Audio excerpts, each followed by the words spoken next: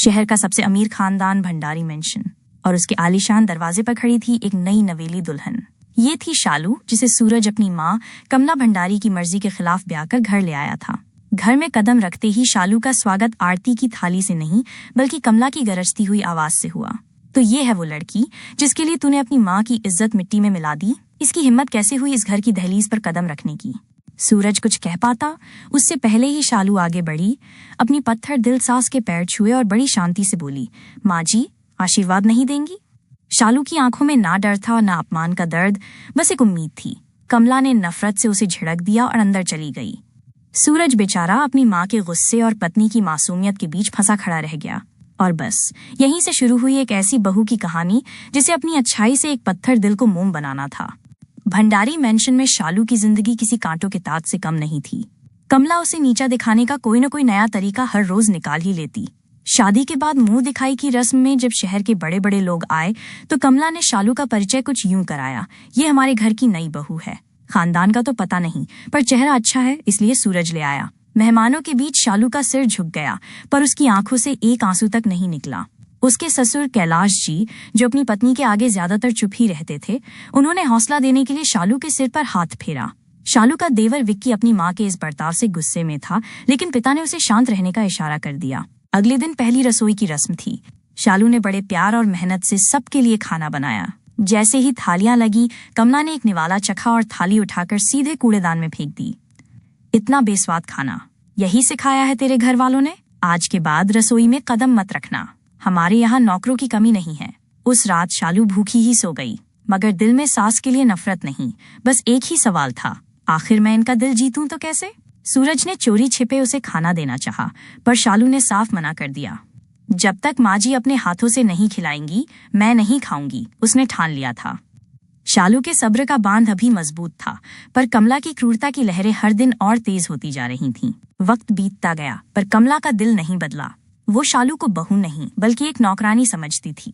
विक्की कई बार अपनी माँ से कहता, माँ, आप भाभी के साथ ऐसा क्यों करती हैं? वो कितनी अच्छी हैं।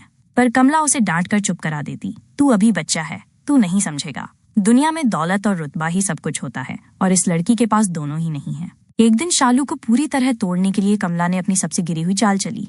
उसने अपना हीरो का हार छिपा दिया और पूरे घर में आसमान सिर पर उठा लिया। इल्जाम सीधा शालू पर लगाया गया। जब से ये मनहूस इस घर में आई है, कुछ अच्छा नहीं हो रहा। इसी ने मेरा हार चुराया है, इनके तो खून में ही चोरी है।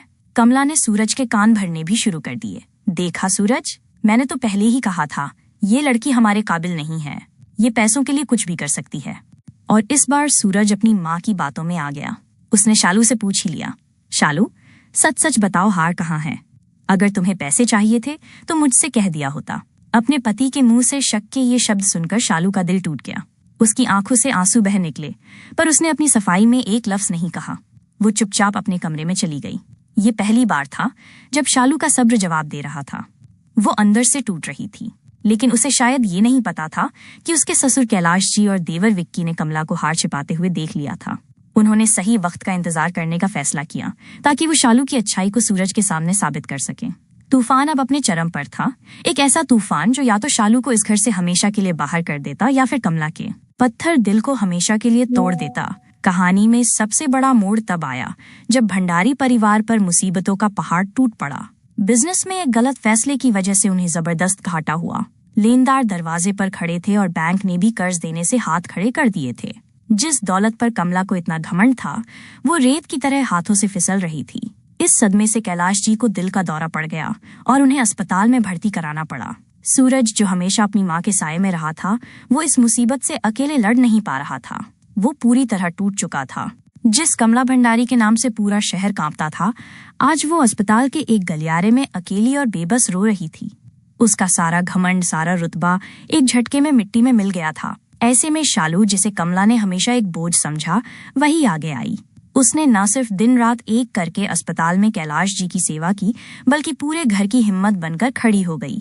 शालू ने अपनी पढ़ाई का इस्तेमाल किया, जिसके बारे में उसने कभी किसी को नहीं बताया था। उसने कंपनी के सारे अकाउंट संभाले, घाटे की वजह को समझा और एक नया बिजनेस प्लान तैयार किया। वो छोटे छोटे निवेशकों से मिली, उन्हें भरोसा दिलाया और धीरे धीरे कंपनी को फिर से खड़ा करने में जुट गई। वो सुबह अस्पताल में ससुर की देखभाल करती, दिन में बिजनेस संभालती और रात में घर आकर सबका हौसला बढ़ाती। यहाँ तक कि उसने घर के खर्च और अस्पताल के बिल भरने के लिए अपने सारे गहने भी बेच दिए। और ये सब वो बिना किसी शिकायत या एहसान जताए कर रही थी, जैसे ये उसका फर्ज हो। अस्पताल के एक कोने में बैठी कमला चुपचाप ये सब देख रही थी। वो देख रही थी कि कैसे वो बहू जिसे उसने कभी इज्जत नहीं दी, आज उसी के परिवार की ढाल बनी है। वो देखती कि कैसे शालू कैलाश जी को वक्त पर दवा देती, अपने हाथों से सूप पिलाती और उनकी हर छोटी बड़ी जरूरत का ख्याल रखती।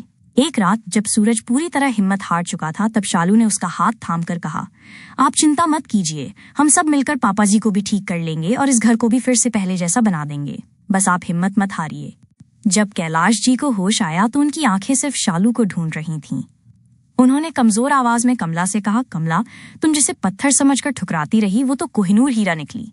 आज अगर हमारा परिवार खड़ा है तो सिर्फ इस लड़की की वजह से। ये बहू नहीं, इस घर की लक्ष्मी है। ये शब्द कमला के दिल पर किसी हथौड़े की तरह लगे। उसे अपना किया हर जुल्म, हर अपमान याद आने लगा। उसकी आंखों से पछतावे के आंसू बह निकले। जिस घमंड ने उसकी आंखों पर पर्दा डाला हुआ था, वो आज हट चुका था। उसे पहली बार एहसास हुआ कि रिश्तों की नींव दौलत पर नहीं, बल्कि प्यार, त्याग और संस्कारों पर टिकी होती है। उसका पत्थर दिल शालू की अच्छाई की आंच में पिघलने लगा था। कुछ दिनों बाद जब कैलाश जी घर आ गए और बिजनेस भी धीरे धीरे पटरी पर लौटने लगा, तब एक सुबह कमला शालू के कमरे में गई। शालू पूजा कर रही थी। कमला चुपचाप उसके पीछे खड़ी रही। जैसे ही शालू पूजा करके पलटी, उसने देखा कि कमला की आंखों में आंसू थे। कमला ने शालू के हाथ पकड़ लिए और रोते हुए बोली, बेटी, हो सके तो मुझे माफ कर देना। मैं दौलत के नशे में अंधी हो गई थी और अपने घर आई लक्ष्मी को ही नहीं पहचान सकी। मैंने तुम्हें तोड़ने की हर मुमकिन कोशिश की, पर तुमने मेरे बिखरते हुए परिवार को जोड़ दिया। आज से तुम इस घर की बहू नहीं, बेटी हो। ये कहते हुए कमला ने शालू को गले से लगा लिया। सालों का जहर आज आंसुओं में बह गया था। दरवाजे पर खड़े सूरज ने जब ये देखा तो उसकी आंखों में भी अपनी पत्नी के लिए इज्जत और प्यार भर आया। उसने आगे बढ़कर शालू से माफी मांगी कि वो मुश्किल वक्त में उसके साथ मजबूती से खड़ा नहीं हो सका। तभी विक्की ने वो चोरी हुआ हार कमला के सामने रख दिया और बोला, माँ, हमें सच पता था, पर हम भाभी की अच्छाई की जीत का इंतजार कर रहे थे। ये सुनकर कमला का सिर शर्म से और भी झुक गया। उस दिन के बाद भंडारी मेंशन का माहौल ही बदल गया। अब वहाँ सास के ताने नहीं, बल्कि अपनी बेटी जैसी बहू के लिए प्यार और दुलार था। इस कहानी ने हमें सिखाया कि इंसान की असली पहचान उसके पैसे से नहीं, बल्कि उसके अच्छे संस्कारों और चरित्र से होती है। सब्र और अच्छाई में वो ताकत होती है जो पत्थर को भी मोम बना सकती है। सच में बीवी हो तो ऐसी जो टूटे हुए रिश्तों को भी अपनी सहनशीलता से जोड़ दे।